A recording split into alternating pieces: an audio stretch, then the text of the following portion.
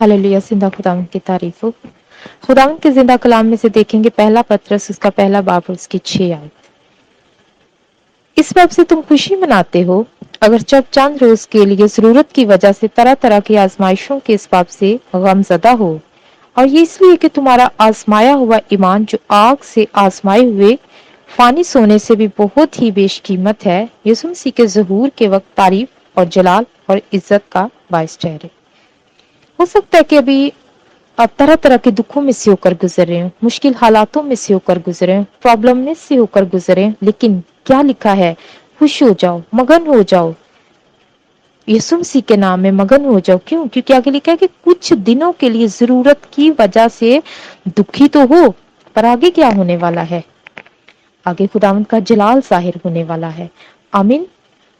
और जब आप उस आग की भट्टी में झोंके जाते हैं, मुसीबत की गटाली में डाले जाते हो, तो आपका ईमान परखा जाता है, और जब वो परखा जाता है तो वो ताए हुए सोने की मानद उतना ही रह जाता है जितना खुदावंद को चाहिए होता है। क्योंकि यहाँ पर लिखा है कि तुम्हारा आजमाया हुआ ईमान जो आजमाए हुए फानी सोने से भी बेशकीमत है, यीशु मसीह के ज़हूर के वक्त तारीफ और जलाल और इज्जत का बायस ठहरे। तो यहाँ पर हम मुसीबत की गटाली में डाले गए, आग की भट्टी में डाले गए, इसलिए कि हमारा ईमान परखा जाए, और वो जब परखा जाता है तो वो उतना ही रह जाता है जितना खुदावंद को चाहिए होता है। हालेलुया। और अगर मैं आपसे पूछूं कि आपके पास कितना ईमान है यीशु मसीह पर, तो आप कहेंगे मेरे पास 100% ईमान है, मेरे पास 200% ईमान है। और वहां पर कोई मुश्किल आ जाए और फिर आप कहें कि ईमान तो बहुत है मेरे पास, लेकिन मुझे अंदर से डर लग रहा है, तो इस तरह का ईमान नहीं खुदाम को चाहिए। खुदाम को वो ईमान चाहिए जो परखा हुआ ईमान है। आपने कभी दूध का खोया बनाया? दूध 50 रुपए किलो और खोया 250 रुपए। क्यों?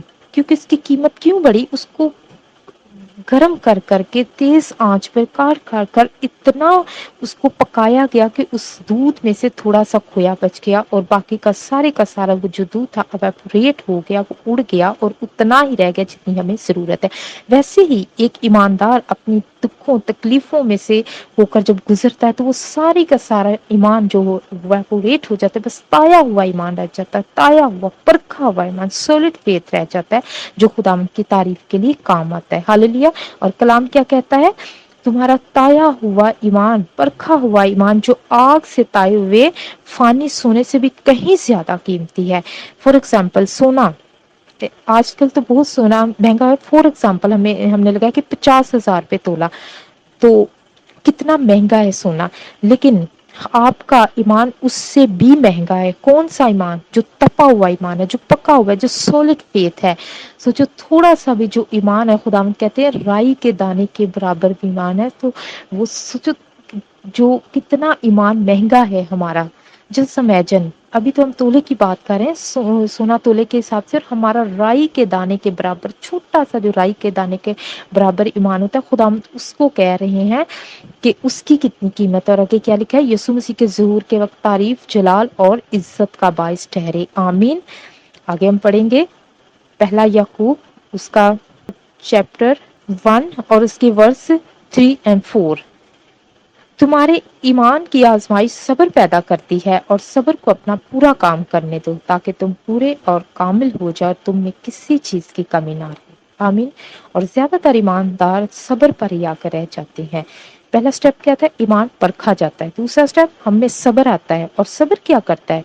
सब्र ही है जो हमारी कमी को पूरा करता है। और अगर अब आप ये कहें कि सब्र हमारी कमी को कैसे पूरा करता है, तो हमें कलाम मुकद्दस में से याद पड़ेगा कि योसाया नबी की किताब उसका 48 चैप्टर और उसकी वर्स 31 में लिखा है, जो कोई खुदावंद का इंतजार करते हैं वो नया बल पाते हैं, नया जोर पाते हैं।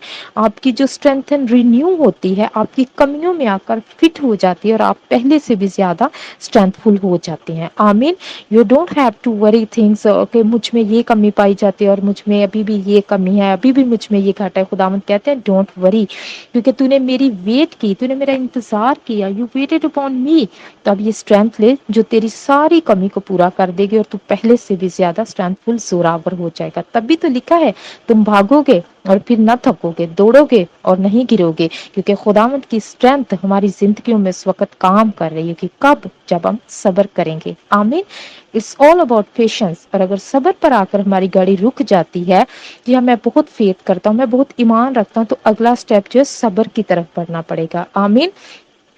بہت سے لوگ ہیں وہ فیتھ کرتے رہتے، فیتھ تو اگلا اسٹیپ بھی تو ہمیں سمجھ آنا چاہیے، تب ہی ہمارا جو پروسیس کمپلیٹ ہوگا، اور وہ ہے پیشنس۔ اور پیشنس ایک ایسی چیز ہے جس میں لوگ فالٹر کر جاتے ہیں۔ ابراہم جیسا بندہ جس کو فادر آف فیتھ کہا جاتا ہے، وہ بھی پیشنس کے معاملے میں تھوڑا گڑبڑا گیا۔ اب آپ کہیں گے کہ کیسے وہ گڑبڑایا؟ خداوند نے کہا تھا کہ میں تجھے قوموں کا باپ بناؤں گا، میں تیرے سلب سے تجھے بیٹا دوں گا۔ لیکن وہاں پر جب اس نے بہت زیادہ انتظار کیا اور اس نے دیکھا کہ خدا نے مجھے ابھی تک بیٹا نہیں دیا، تو اس کی بیوی ہاجرہ نے، سارا نے اس سے کہا کہ تو میری لونڈی ہاجرہ کو لے اور اس سے میرے لیے بچہ پیدا کر، تو تاکہ ہمارا خاندان بڑھے۔ اور ابراہم نے بھی وہ بات مان لی۔ تو جب ہم اپنی کیپیسٹی میں پیشنس نہ رکھتے ہوئے جس کام کو کرنے کی کوشش کریں گے، تو جو ہم فروٹ پیدا کریں گے وہ ہماری برکت پر حاوی ہونے کی کوشش کرے گا۔ جیسے ہم دیکھتے ہیں کہ اسحاق کے پیدا ہونے سے پہلے ہی اسماعیل وہاں تھا اس کو تنگ کرنے اور ستانے کے لیے۔ ابراہم نے سارا کی بات مانی، اس نے اس کی لونڈی سے بیٹا پیدا کیا، لیکن خداوند نے اس کو بیٹا دے بھی دیا، لیکن وہ وعدے کے فرزند نہیں سا۔ Be patient, it's very deep thing. اگر آپ سمجھ پائیں، یہ بہت گہری بات ہے۔ خداوند نے وعدہ کیا تھا، خداوند نے اس وعدے کو پورا بھی کرتا ہے، لیکن جب ہم خداوند کے کسی وعدے کو ہم دیکھتے ہیں، خداوند نے وعدہ کیا، لیکن ہم اپنے آپ سے اس کو وعدے کو پورا کرنے کی کوشش کرتے، تو پھر گڑبڑ ہو جاتی ہے، اور ہم اپنے آپ سے اس وعدے کو پورے کرنے کے لیے نہ دوڑے۔ ابراہم نے غلطی کی اور وہ سمجھ بھی گیا کہ وہ غلطی ہے، خداوند نے اس کو برکت بھی دی، لیکن وہ وعدے کا فرزند نہیں تھا۔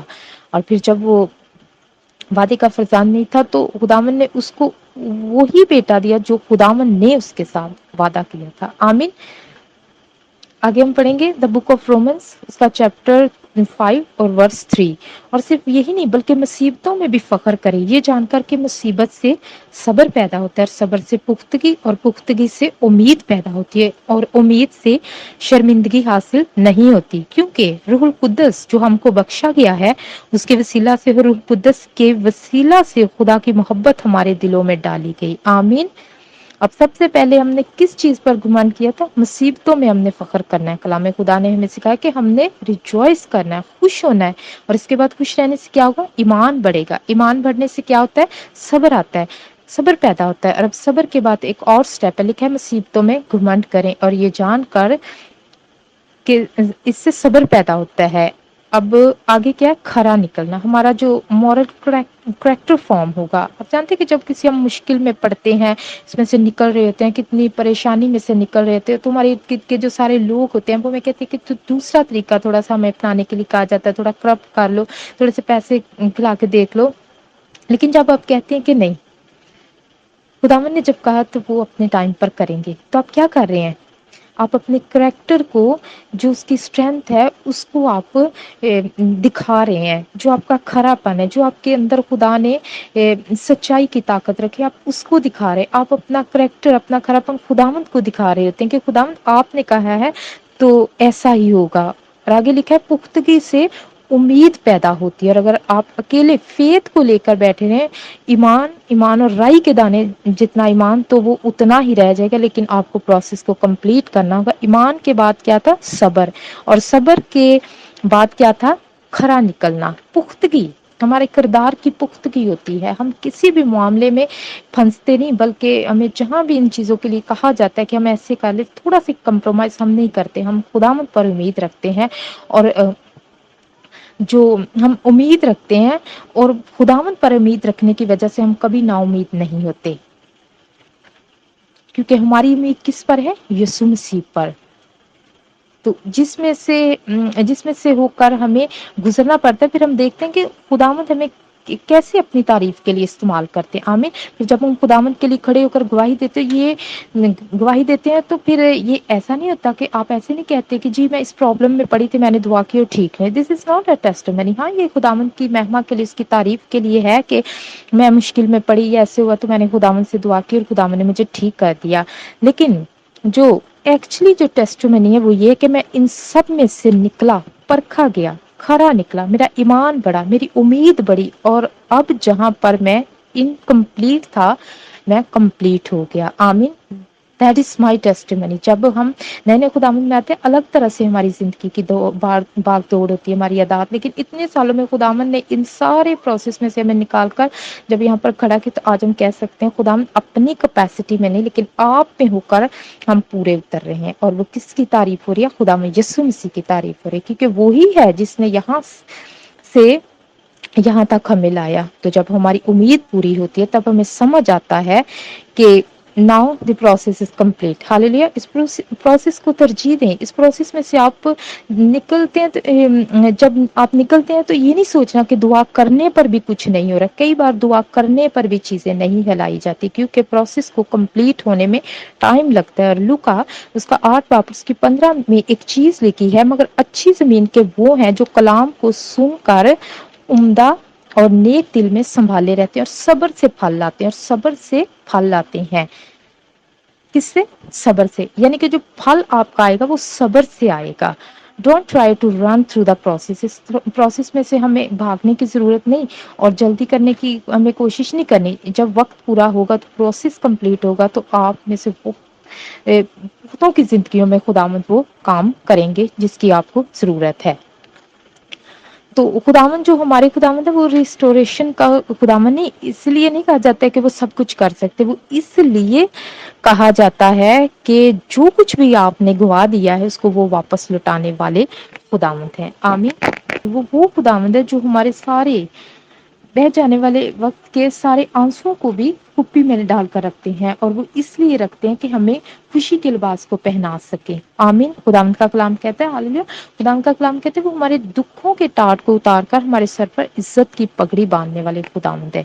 आपको इस प्रोसेस में से होकर गुजरना पड़ेगा, आपको सब्र करना पड़ेगा। आप जब सब्र करेंगे तब आप पुख्ता होंगे, जब आप खरे उतरेंगे आपका ईमान और मजबूत होगा। जब आपका ईमान मजबूत होगा, आपका मॉरल करेक्टर फॉर्म होगा, मजबूत होगा, जो उम्मीद पैदा होगी वो आपको खुदावंद के सामने रखेगी और आप शर्मिंदा नहीं होंगे। आमीन।